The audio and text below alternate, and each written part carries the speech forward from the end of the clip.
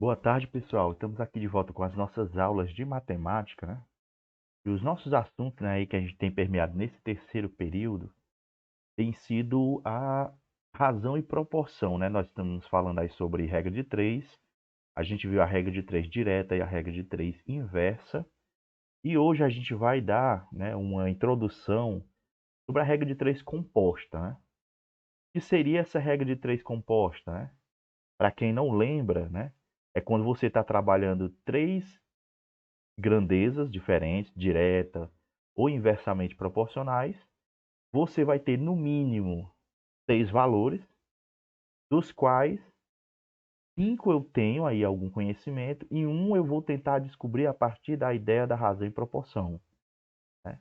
Por exemplo, eu tenho esse caso aqui, ó, que eu digo que eu tenho 8 homens que levam 12 dias montando 16 máquinas. Então, nessas mesmas condições, né, ou seja, considerando que os homens tenham a mesma condição de trabalho, que os dias nos horários de trabalho sejam os mesmos, né? E que as máquinas estejam também trabalhando na mesma condição que tinham antes, né? 15 homens vão levar quantos dias para montar 50 máquinas idênticas, no caso? Né? Para isso eu teria o quê? Que montar uma regra de três, né? Eu considerando aí a mesma ideia, considerando a mesma questão. O que é que eu tenho em mente? Que sempre que eu trabalho regra de três, sempre que eu trabalho algo a ser descoberto, esse valor, né, vai ser o X. Qual é a ideia que eu digo para vocês, né? É você tentar montar isso dentro de uma tabela, como está aqui. Eu já deixei identificado como você vai poder, né, organizar isso, né? O que eu tenho aqui, né? Eu tenho a quantidade de homens, o tempo de montagem e o número de máquinas. Perceba que eu deixei separado em cada coluna uma grandeza diferente. Homens, o tempo da montagem, que no caso é os dias, e o número de máquinas. E vocês veem que existe aí uma associação com essa parte aqui, ó, que precisa ser aberta, né? A parte vejam que eu coloquei aqui o tempo de montagem 12x, e a partir dela é que eu vou fazer as perguntas em relação às outras grandezas. Quando eu aumento a quantidade de dias, né, trabalhados, o que é que acontece com o tempo de montagem? Lembra aí que nem a gente fez nas outras vezes, né? Quando eu aumentei o número de pessoas em uma obra, o que é que acontece com o tempo da obra? Ele tende a diminuir. Por isso que eu digo que essa parte aqui, ó, é uma grandeza inversamente. O mesmo eu posso fazer a pergunta em relação ao número de máquinas e o número de dias. O que é que acontece quando eu tenho mais máquinas para serem produzidas? Provavelmente meu tempo de montagem vai demorar mais, né? Quanto mais máquinas, mais tempo eu preciso. Até aí, tudo ok, né? Eu identifiquei quem é grandeza inversamente proporcional e quem é diretamente proporcional. Qual é o detalhe que eu passo aqui para vocês? Quando você faz isso, né, você vai ter o quê? E separar em um só lado a parte que você vai ter o valor a ser descoberto, né? 12 está para x. O que é que eu vou ter aqui, né? Que organizar? Vou ter que organizar as outras formas de frações separadas. E isso vai ser na forma de um produto entre eles. Quando você tem uma grandeza inversamente proporcional, o próprio nome já diz, você vai inverter essa fração. Então, no caso, na primeira parte aí, que é 8 sobre 15, eu vou inverter e vou deixar 15, já que é uma grandeza inversa. E no número de máquinas, como está diretamente proporcional, eu vou deixar do jeitinho que ela estava. 16 sobre 50. E como é que eu vou fazer isso, né? O próprio nome, a própria visualização que você tem aqui, né? Você tem 15 vezes 16 em cima e 8 vezes 50. E a parte 12 sobre x você vai só repetir. 12 sobre x vai igual 15 vezes 16, já tinha feito o cálculo, dá 240. E 8 vezes 50 dá 400. A partir daqui, depois que você fez o produto entre essas frações, você vai poder eliminar zeros, você vai poder simplificar alguma parte que você quiser fazer, ou você pode fazer a multiplicação de forma direta, que não tem problema, né? Eu vou fazer de forma direta, né?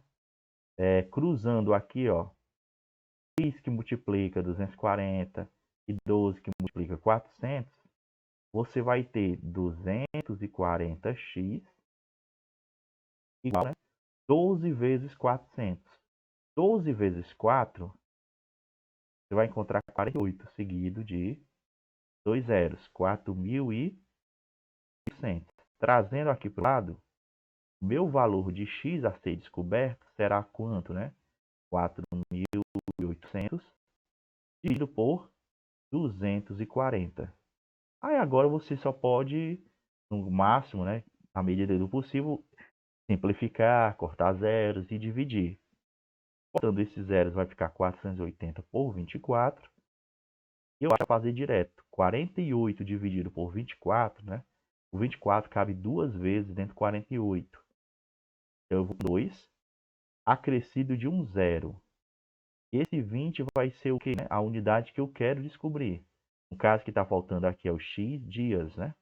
Então eu vou precisar de 20 dias para executar esse tipo de situação, em que eu vou ter uma sequência de aumento na quantidade de homens, porém no número de máquinas também houve um aumento. Só que uma eu tinha uma grandeza inversamente proporcional e outra uma grandeza diretamente proporcional, sempre comparando com a grandeza x a ser descoberta, se você está aumentando ou se você está diminuindo. Aqui eu deixei limpo, porque eu passaria outra regra, mas eu vou deixar isso aí para outro momento, outra forma de explicitar. E aqui eu tenho um modelo um pouco mais organizado de como você fez a questão, né? Lembrando, eu tinha grandezas inversamente proporcionais, e quando eu tenho grandezas inversamente proporcionais, ó, eu devo inverter as frações. Essa primeira parte aqui em cima, ela estava na tabela. A partir da sequência da tabela, aqui eu fui observar como estava exposto, né? Como estava as grandezas. Feito isso, aí eu pude fazer a sequência de como você vai multiplicar. Lembrando, quando você faz aqui a separação das frações, né? O que está em cima multiplica com o que está em cima, o que está embaixo multiplica com o que está embaixo. A partir daqui, foi aquela sequência que nós vimos na parte anterior, né? A parte do 15 vezes 16 e do 8 vezes 50. Cruzei na fórmula de x pela regra de 3, aqui apliquei, ó. Aqui usa-se mesmo a parte da regra de 3 comum, né? Depois trabalhar a ideia da equação, né? Então, no final, você encontrou 20 dias. Professor, você me pergunta, sempre usa essa lógica? Sempre. Não tem por que você estar se perguntando, sobe seta, desce seta. Essa setinha que eu coloquei aqui foi só para você ver que a partir daquele momento eu comecei a realmente calcular. Mas é só você se perguntar, é direta ou inversamente proporcional? Outro exemplo que eu deixei aqui, ó. Trabalhando 6 dias, 5 operários produzem 400 peças. Então você vai ter o quê? Dias, operários, peças.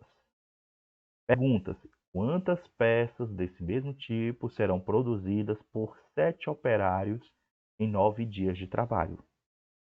Você vê que aí a sequência são frases e depois você vai só organizar na forma de coluna, na forma de tabela, fica a seu critério.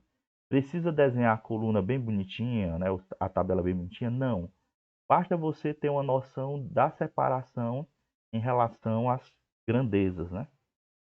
Aí, novamente, eu vou chamar de x aquilo que eu quero descobrir, né? E vou colocar lá dentro da tabela. Veja que aqui eu coloquei separadinho, ó.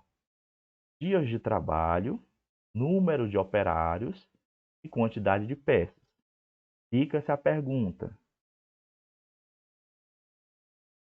Em relação à quantidade de peças. Sempre agora você vai fazer a pergunta em relação a onde tem o X. Em relação a onde tem o X. Quando eu aumento o número de dias trabalhados, o que vai acontecer com o número de peças? Quanto mais dias trabalhando, mais peças serão produzidas. Então, nessa parte aqui, ó, eu tenho uma grandeza direta, né? Diretamente proporcional em relação a X. Vamos ver o número de operários. Quando você contrata mais pessoas para trabalhar, o que é que acontece naquele dia de trabalho, né? Provavelmente também você, quanto mais pessoas trabalhando, vai ter mais peças produzidas. Ou seja, também você tem aí uma organização de forma direta. Se as duas são diretas, então eu não tenho por que estar trocando, invertendo a ordem de alguma fração. Você vai formar como está aqui na tabela, né? 6 sobre 9, 5 sobre 7 é igual a 400 sobre x. Essa parte de você escrever o x, tanto faz ser a primeira fração, como ser a última. O que você precisa fazer é deixar ela separada. Feito isso, multiplica na parte do numerador e no denominador. 6 vezes 5 é 30. 9 vezes 7 é 3. Fez a parte da fração, mantém lá o 400 sobre x. Vai usar aqui, ó, a regra de 3, cruzando. 30 vezes x, 30x é igual a 63 vezes 400. Fazendo aqui só a parte do 4, ó, 4 vezes 3, 12. 6 vezes 4, 24, com 1, 25. 2 zeros, então 25.200. Fazendo x, 25.200 dividido por 30. Dá para cortar um zero. Vai ficar 2.520 dividido por 3, que eu acho que dá para fazer a divisão direta. Aí vou fazer aqui no cantinho, ó. 2.520 dividido por 25. Quantos 3 cabem dentro do 25? Se eu não me engano, é 8. 8 vezes 3, 24, para 25, 1. Parte 12. O 3 cabe dentro do 12 4 vezes. 0. E tem um zero sobrando aqui. Vai para o quociente 840. X é igual a 840. 840 o quê? Ó? Como eu estou falando de quantidade de peças, 840 peças. Vou repetir. Né? Você vai só organizar, tentar sempre se perguntar em relação às grandezas. Em relação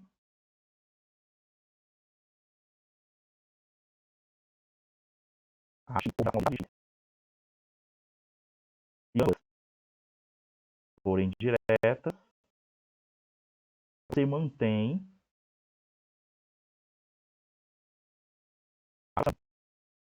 e se houvesse alguma inversa, aquela inversa você iria inverter a fração. E na hora de organizar, uma fração separada com x, por exemplo, poderia ter sido 4 sobre x, e as outras duas frações multiplicando entre si.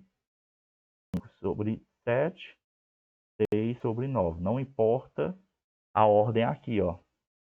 Sempre você mantendo a mesma sequência como você construiu na tabela, você vai acertar o resultado. Deixei aqui a forma como você organiza bem bonitinho, né? Repetir. Como as grandezas elas eram diretamente proporcionais, eu mantive as frações nas posições que elas já tinham, como elas estavam começando. A partir dessa identificação, eu fui lá e calculei, né? 6 vezes 5, 30 e 9 vezes 7, 63. Feito isso, regra de 3. 30 vezes x, 400 vezes 63. Ao multiplicar 400 vezes 63, 25.200. Depois dividir por 30, deu 840 peças.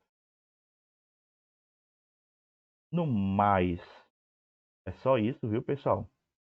Muitíssimo obrigado e até a próxima.